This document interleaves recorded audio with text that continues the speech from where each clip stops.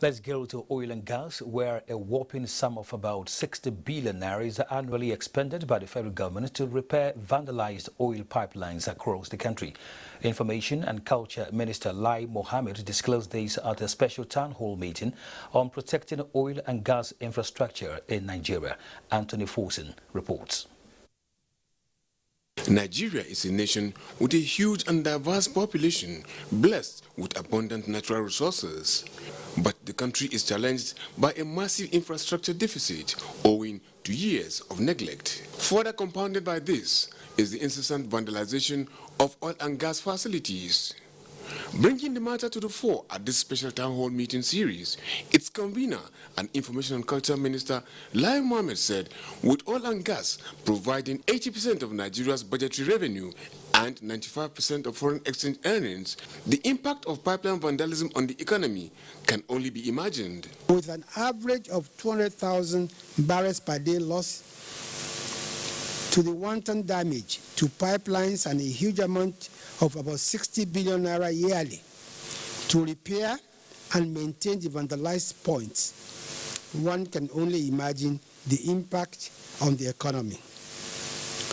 According to statistics, between January 2019 and September 2020, 1,161 pipeline points across the country were vandalized.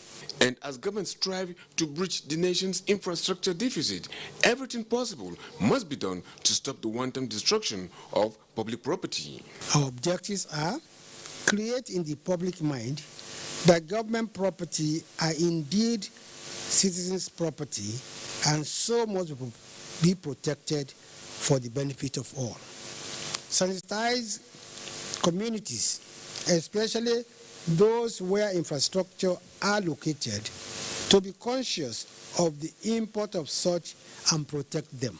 Taking the issue from an industry player's perspective, the Minister of State for Petroleum Resources, Timipre Silva, represented by the Group Managing Director of the NNPC, said since 2014, an average of about 38 million barrels of crude oil is deferred due to incessant pipeline vandalism. That you have two sets of vandals.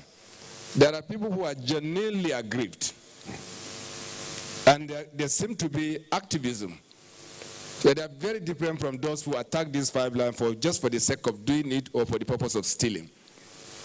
So the combination of the two becomes a national problem. For Dr. Mohammed Abubakar, pipeline vandalism over the years is a major factor that has contributed significantly to environmental degradation. The current cleanup, even in the international arena, is perhaps the biggest undertaking currently in the world of remediating a contaminated land by hydrocarbon, hence the name Hydrocarbon Pollution Remediation Project.